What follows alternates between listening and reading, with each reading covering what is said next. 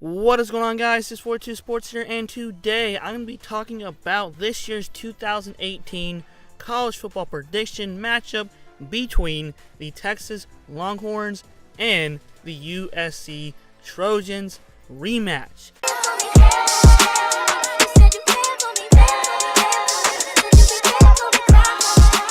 As you guys know of last year, that the USC Trojans won against Texas in USC Trojans Stadium, the Coliseum. They won in double overtime, 27-24 versus Texas. Last year, Texas struggled a little bit last year. Shane Buechele did get injured late in the year, and Sam Ethlinger, I believe to pronounce his last name.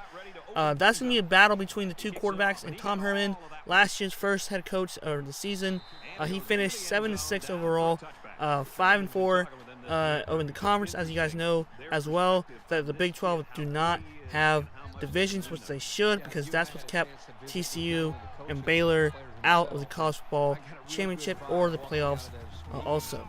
USC, Sam Darnold gone as well with Ronald Jones, so they're both huge losses for USC. But last year, USC finished 11-3 overall, 8-1. They finished first in the Pac-12, and I think they lost to UCLA in the championship game. I believe that. No, I know that they beat. I think they beat UCLA. If correct me, I'm wrong. I forget. But this year is going to be a little downside, because you guys know I talked about this a little bit earlier in the video, that Sam Darnold is officially in the NFL. He's with the New York Jets, so he is gone. I do not know where Ronald Jones is gone, but he's most likely in the NFL as well. So those are two huge losses for the Trojans. So they're going to be really, really young with USC this year. So I think that Texas Longhorns have an edge this year, because we do know that Shane Buechele will probably be the most likely starting quarterback of this year, because he did get a little injured, but Tom Herman did put Sam Ethlinger in the starting role, and he did really well with over 1,900 yards and like 7 touchdowns as well.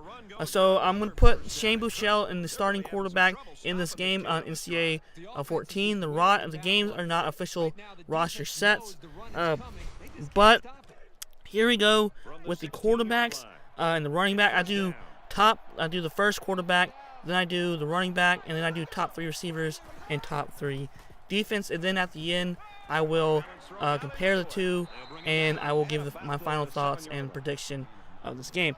Alright, so Texas QB Shane Buechele might be the starting quarterback this year in battle with Sam Ethlinger.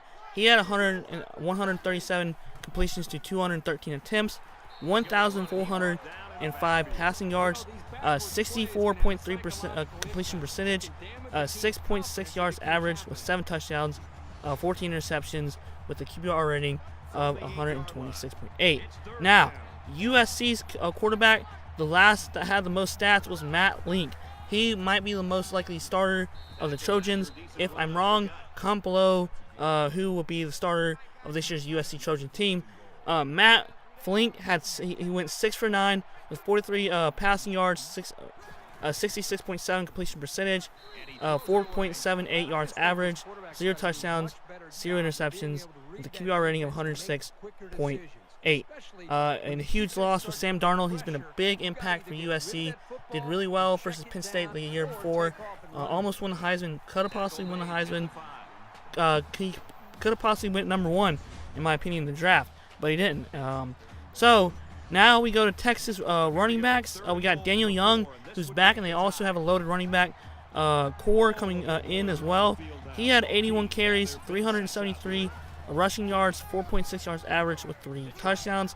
And again, one of the best backs for Texas, Chris Warren III, also gone into the NFL as well. So USC, once again, the running backs are a little young, but Stephen Carr is back with the team, so that's a huge help or asset for the Trojans. He had 65 carries, 363 yards of rushing, 5.6 yards average with 3 touchdowns. And again, Ronald Jones was a huge loss for them with Sam Darnold, so they're going to be really, really young offensively this year. But Texas receivers, this is going to be huge for them because Colin Johnson's back with the team. He had 54 receptions, 765 receiving yards with 14.2 yards average and 2 touchdowns. Lil Jordan Humphrey, if I pronounced that name right, and if I didn't, forgive me. He had 37 receptions, 431 receiving yards, 11.6 yards average, and 1 touchdown. Also, lastly for Texas, Reggie Hemphill Maps, he had 37 receptions, 402 receiving yards, 10.9 yards average of catch, and 0 touchdowns. Now the big loss for them is Armani Foreman, and also Lorenzo Jones and Dorian Leonard are gone from the team. Now as we go to USC's top 3 receivers, we have Tyler Vaughn, who's back with the team. He's a big asset for them. He had 57 receptions, 809 yards, 14.2 yards average, and 5 touchdowns. For secondly, Michael Pittman Jr., he had 23 receptions, 404 yards, receiving 17.6 yards average, and 2 touchdowns. And lastly, Tyler Petite, he had 23 receptions, 307 yards, receiving 13.3 yards average, and 3 touchdowns. USC's receivers that are gone is Deontay Burnett and Steven Mitchell Jr. Now, as long as USC gets a decent quarterback, but they have a strong receiving core, and they got a young guys coming up who played a little bit last year for USC for the running game, they could do well against Tom Herman and their defense. So it's going to be another crazy wild game. It's going to be the 3rd game of the season, which is on September 15th at Texas. So it's going to be a little home field advantage. So who knows? So defense top 3, Texas top 3 defensive players. We got defensive back coming back, Brandon Jones, who had 61 overall tackles.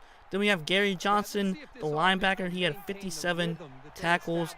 Chris Boyd, who's coming back as well. He's a cornerback. He had 54 tackles, 2 interceptions as well. The big loss for Texas, Malik Jefferson, Deshaun Elliott, Holton Hill, and Poon Ford.